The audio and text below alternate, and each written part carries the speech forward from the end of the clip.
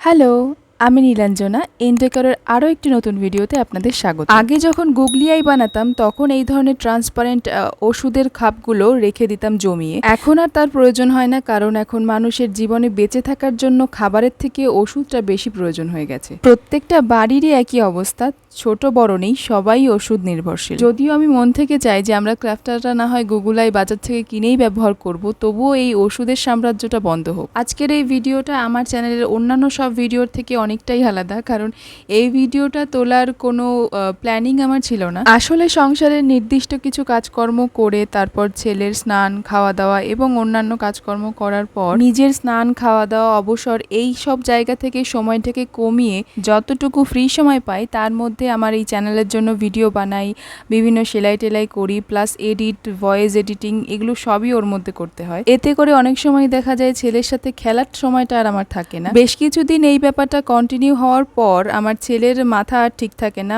প্রচণ্ড বিরক্ত হয় আর আমাকে প্রচণ্ড পরিমাণে জ্বালাতন করে। মেন কথা হচ্ছে ওর সাথে খেলতে হবে, তো তখন এই ধরনের অ্যাক্টিভিটি আমি ওর সাথে করে থাকি। এটা ওটা বানিয়ে দিই, কখনো কাগজ আর পেন হাতে ধরিয়ে রং করতে বলি, আমিও পাশে রং করি, এই সব করতে থাকি। সেই দিনও এরকম একটা দিন ছিল, ও পাশেই বসে কাগজ কাটাকাটি করছিল আর আমি এখানে এটা বানাচ্ছিলাম। তখন হঠাৎ করে মনে হলো একটা ভিডিও করলে কেমন হয়, কারণ সোশ্যাল মিডিয়ার অলিখিত অথচ মেইন একটা ব্যাপার হচ্ছে কন্টিনিউ ভিডিও পোস্ট না করলে ভিডিওগুলো মানে যে ভিউয়ার্সের কাছে যাওয়া প্রয়োজন তাদের কাছে যায় না, চ্যানেলের রিচ কমে যায়। আর বেশ কিছুদিন হলো অন্যান্য কাজের চাপে আমার আর ভিডিও করা হচ্ছে না, তাই ভাবলাম এই ভিডিওটাই আপলোড করে দিই। আজকের এই ভিডিওটাতে বানাবো একটা অরিগামি সাপ আর একটা অরিগামি ব্যাঙ। মা একটা সাপ বানাবে, তাই জন্য এটা হলুদ কাগজ কেটে নিতে হবে, আঠা দিয়ে এটা লাগাতে। তারপর ছোটবেলায় যেরকম নারকেল পাতা দিয়ে স্প্রিং বানাতাম ঠিক সেইভাবেই ভাঁজ করে নেব।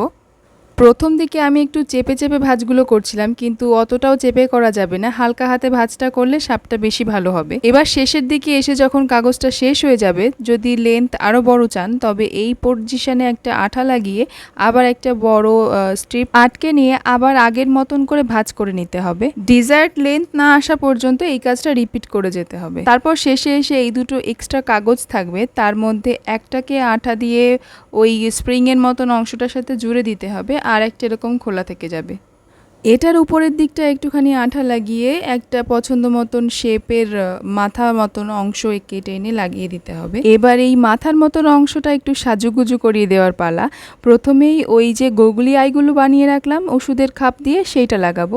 তারপর একটা কিউট দেখতে জিভ লাগিয়ে দেবো সাপটার সাথে, দেখতে যাতে আরেকটু ভালো লাগে।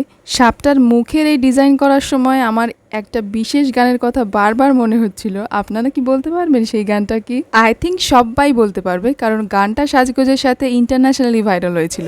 আরে মিস্টার সাপ, ওদিকে কি, এইদিকে তাকান একটু, বেশ ভালোই দেখাচ্ছে। কিন্তু ইউটিউব থেকে টিউটোরিয়াল নিয়ে বানাতে চেয়েছিলাম সাপ, কিন্তু বানানোর পর এটাকে আমার সাপ কম ওই শাকসবজির মধ্যে সবুজ সবুজ পোকা থাকে না, ওটাই মনে হচ্ছে।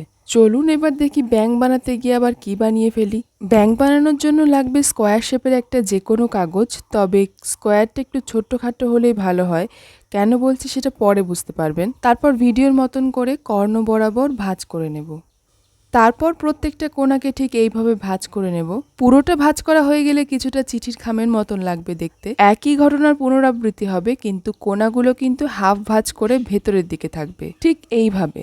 কাগজটাকে এইভাবে রেখেই আবার একই ঘটনা ঘটবে, মানে প্রত্যেকটা কর্নার ভাঁজ করে এইভাবে ভেতরের দিকে আনতে হবে, মানে জিনিসটা চিঠির খামের মতন দেখতে হবে। এবারে শেষের ভাঁজটা খুলে দুপাশ থেকে ওই তাঁতের শাড়ি ভাঁজ করার মতন করে একটা ভাঁজ দিয়ে নিতে হবে। ভাঁজটা কাগজে বসে গেলে এই ভাঁজটাকে খুলে নিয়ে আবার উল্টো দিকে এই একই ভাঁজ দিতে হবে। ইউটিউব দেখে দেখে যে কটা অরিগামি শিখেছি প্রত্যেকটাতে একটা জিনিস কমন, ফাইনাল স্টেপ না আসা পর্যন্ত কিন্তু ভাঁজগুলো কেন দেওয়া হচ্ছে সেটা বোঝা যায় না। ফাইনাল স্টেপগুলোকে নির্দিষ্ট মাপের এবং সহজ করার জন্যই কিন্তু এই ভাঁজ দেওয়া এবং খোলার কাজটা করা হয়। এখন যে কাজটা করছি এটির মাধ্যমে ব্যাঙের মুখ এবং সামনের পা জোড়া আলাদা হয়ে আসবে বডি থেকে, তাই দুপাশ থেকেই ঠিক এইভাবে মুড়িয়ে নেব।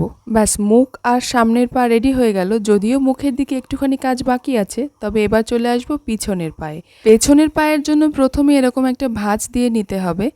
তারপর এই যে কোণাটা আছে না, এটাকে টেনে বাইরে বের করতে হবে, ঠিক এইভাবে আগে বিভিন্নভাবে ভাঁজ করে নেওয়ার কারণে কিন্তু এই জিনিসটা অনেকটাই সহজ হয়ে গেছে। এই কর্নার বের করার কাজটা দুপাশ থেকেই করে নেব, কারণ ব্যাঙের পেছনের পা দুটো।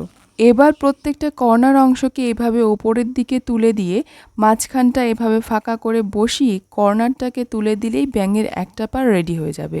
একইভাবে আমি দ্বিতীয় পাটাও করে নেব। চলো এবার দেখে নিই কয়েকটা কমেন্ট। পপিস কিচেন থেকে রীতা সাহা তার নামটা নেওয়ার কথা বলেছেন। ব্যাঙের মুখের সামনের দিকটা কিন্তু একটু ভোঁতা মতন হয়, তো সেটা করার জন্যই এই অংশটা ভাঁজ করে ভেতরে ঢুকিয়ে দেবো।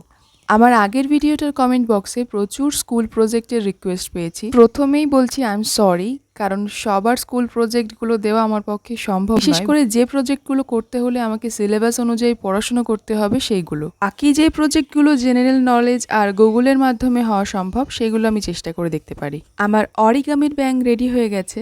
কেন বলেছিলাম ছোট কাগজে করতে সেটা আশা করি আপনারা নিজেরাই দেখে বুঝতে পেরে গেছেন।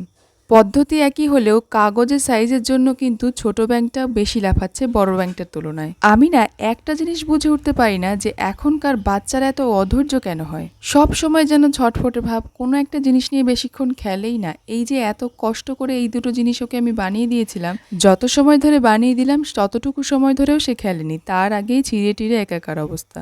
অবশ্য হবে নাই বা কেন, আমাদের সময়ে পঞ্চতন্ত্র দেখার জন্য 1 সপ্তাহ ওয়েট করে থাকতো, আর এরা যখন তখন মাসান বিয়ার অগি এইসব দেখে। সাথে আমরা বাবা মায়েরাও আছি, একটা জিনিস চাইলে সাথে সাথেই এনে দিই, যে কারণে এদের মধ্যে ধৈর্য জিনিসটা তৈরিই হচ্ছে না।